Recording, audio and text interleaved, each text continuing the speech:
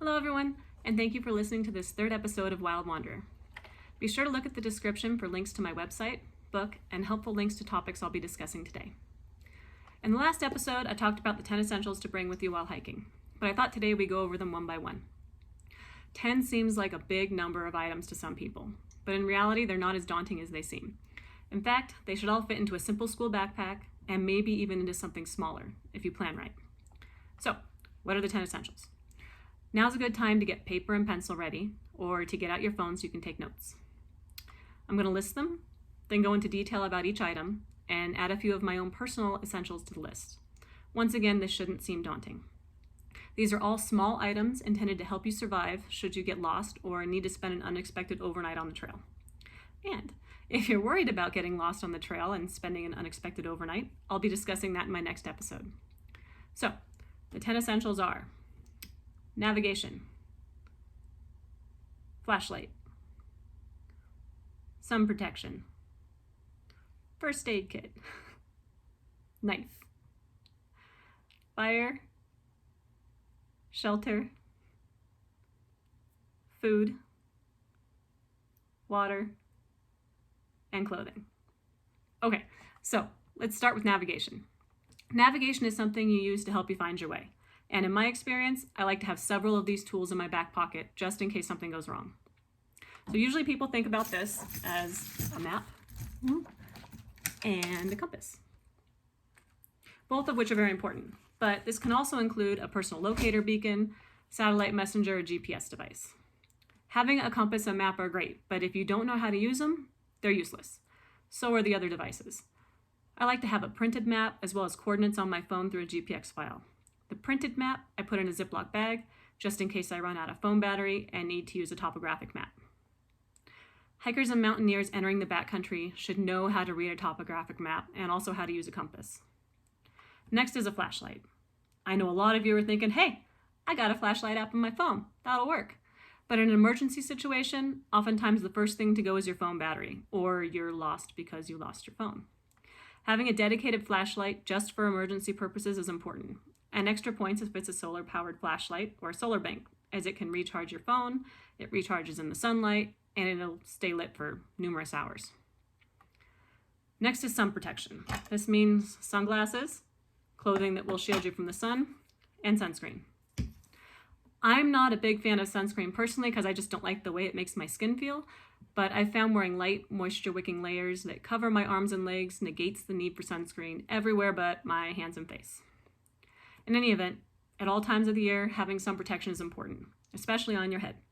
I wear a hat or a beanie when I'm hiking and carry a bandana in my backpack, which works great for head protection from the sun if needed.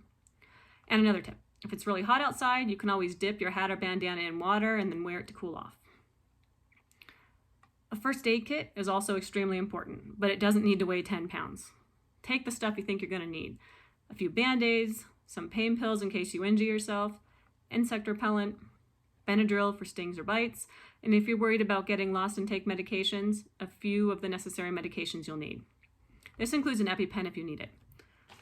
A few of each of these items can easily fit into a small sandwich-sized Ziploc bag. Think of this as both an emergency kit and maybe a couple comfort items.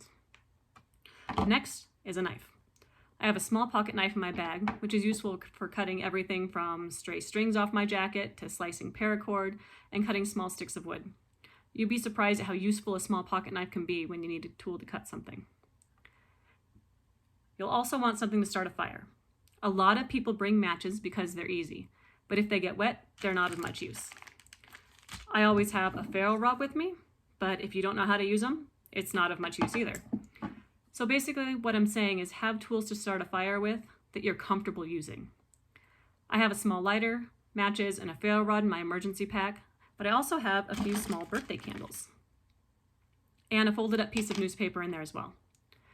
A frayed crayon works just as well as a birthday candle. So the thought is you can light a candle or a crayon to start a fire with a match or a lighter, and it'll stay lit much longer than a match will, giving you more time to start a fire.